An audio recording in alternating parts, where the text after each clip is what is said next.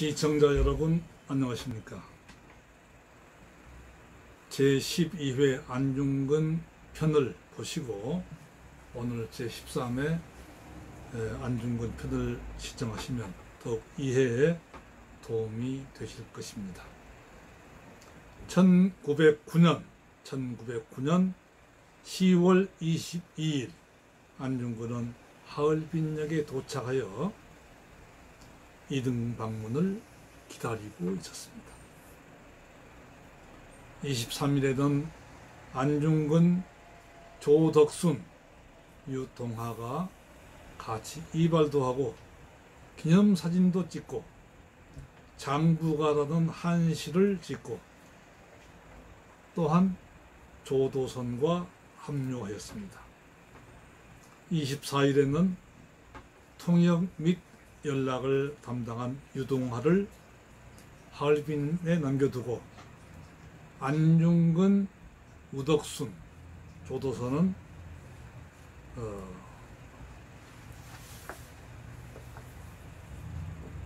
하얼빈에서 1시간 거리인 채가구역을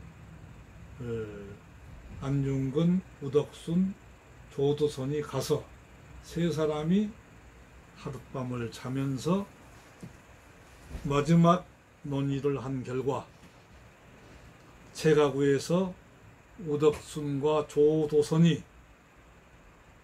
이등방문을 1차로 격살할 계획을 세웠는데 만약에 실패할 경우 25일 하얼빈역에서 안중근이 저격하기로 이렇게 최종 결정을 하고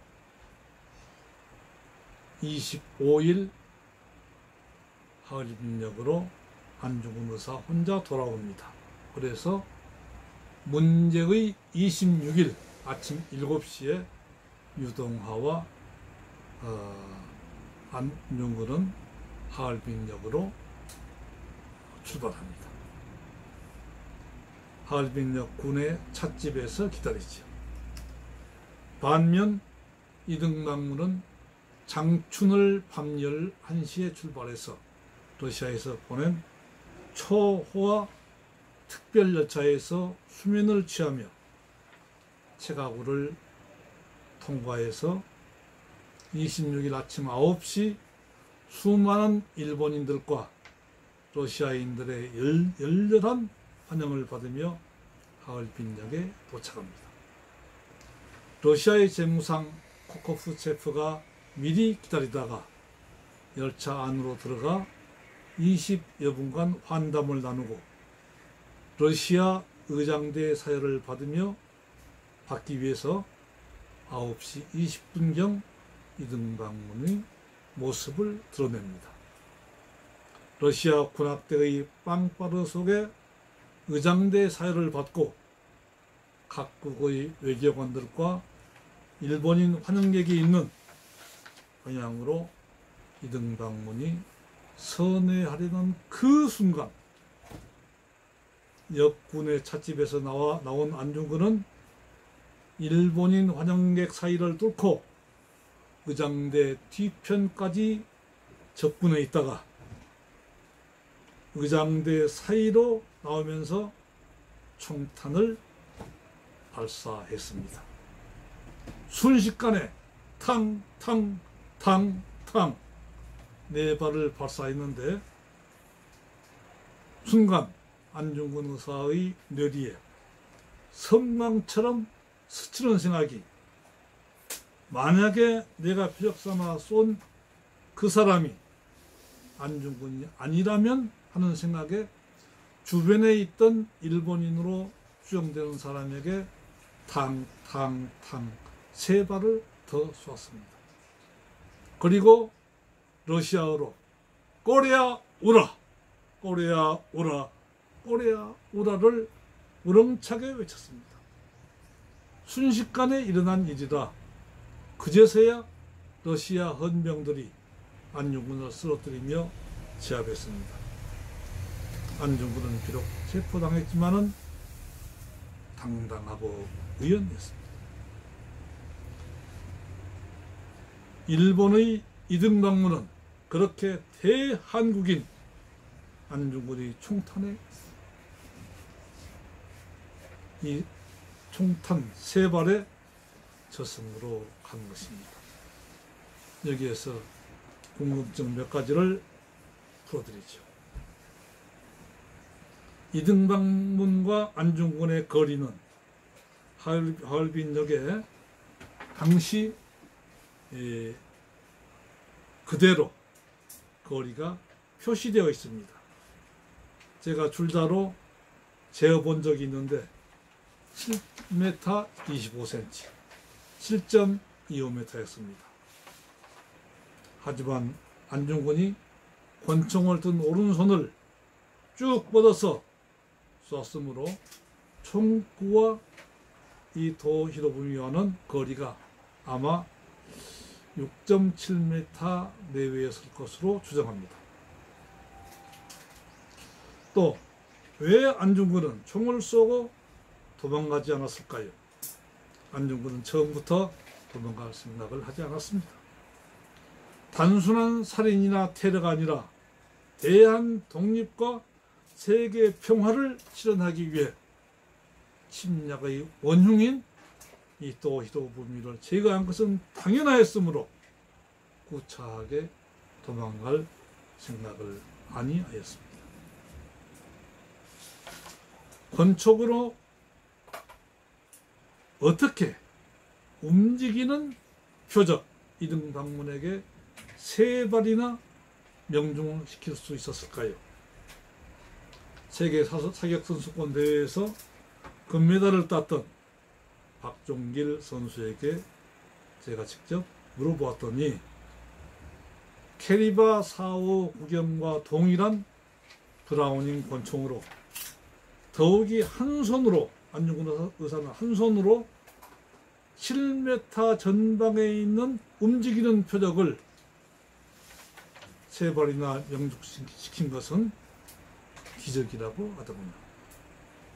저도 장교 훈련 중에 캐리바 4.5 구경 권총 사격장에서 15m 거리의 고정 표적을 향해 권총을 쏜 경험이 있고, 제가 한미합동 정부 기관에 근무할 당시에는 장성급부터 전 장교가 10발씩 기록 사격을 할 기회가 있었는데 제가 70점과 60점으로 2년 연속 1등을 한 일이 있습니다. 장성을 포함하여 고급 장교들은 0점, 10점이 수두룩했습니다. 불과 15m의 거리 표적이지만 그렇게 명중률이 낮은 것이 권총입니다.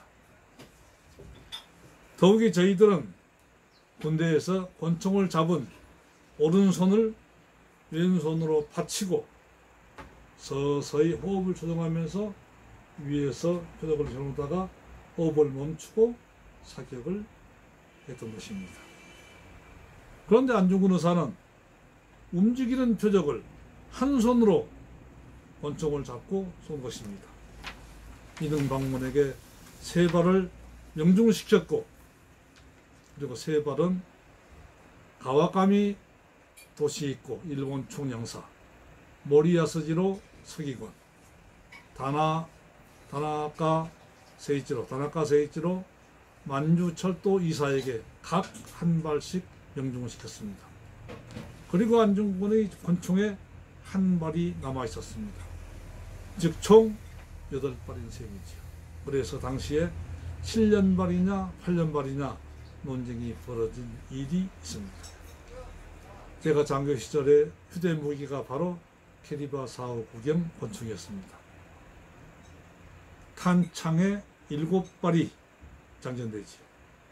그런데 7발을 발사하였는데 왜 한 발이 남아 있었을까요?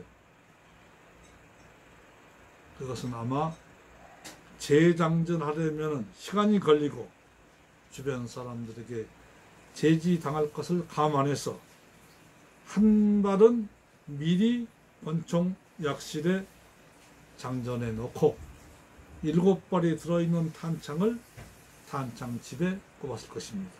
그래서 8발이 된 것이지요.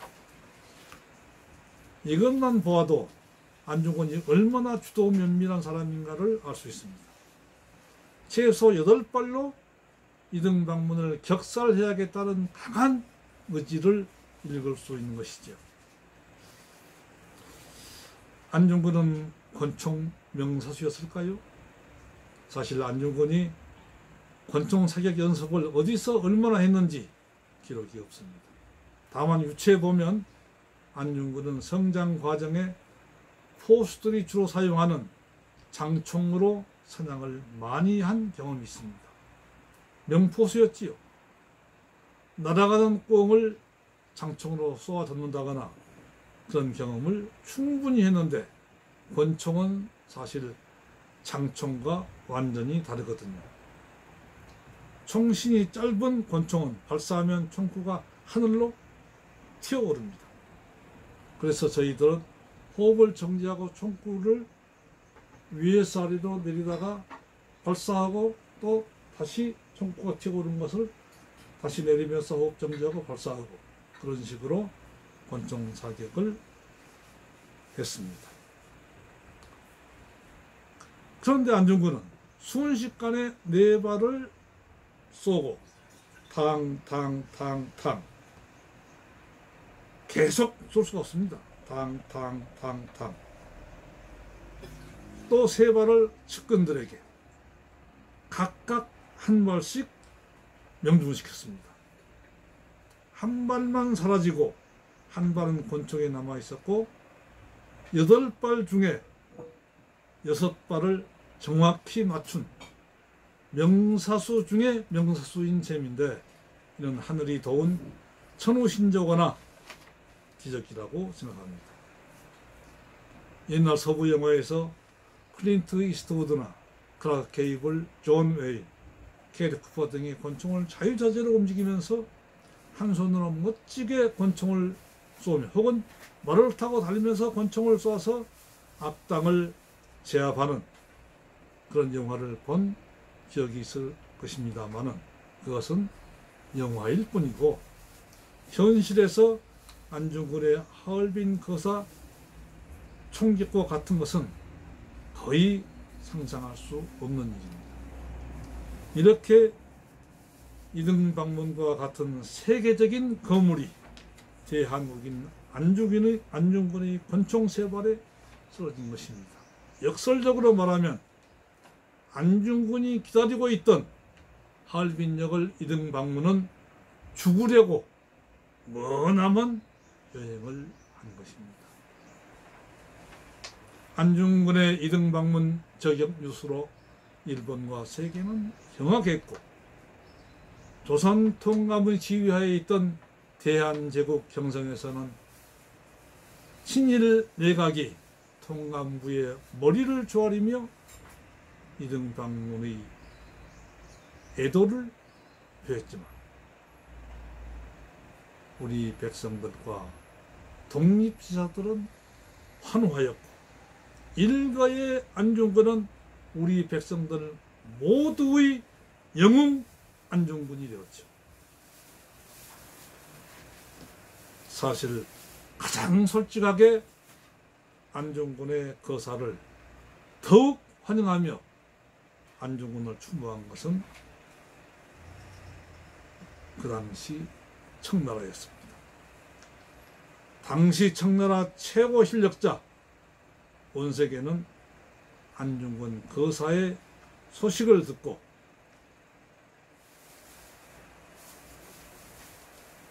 만사를 썼습니다. 신제3한 명만국 안중근이 몸은 삼한 조선에 있으나 만국의 이름을 떨쳤도다. 생무백세 사천추 살아서는 100년을 사는 이가 없는데 안중근은 죽어서 1000년을 살겠구나 라는 만사를 원세계 위안스카이라고 하죠. 위안스카이는 만사를 썼습니다. 다음번에는 안중근이 여순 감옥에서 처형까지 일본에서 가장 유능한 검찰관과 재판장과의 신문 및 진술을 포함하여 140일간의 마지막 불꽃 튀는 투쟁을 소개하겠습니다. 시청해 주셔서 감사합니다.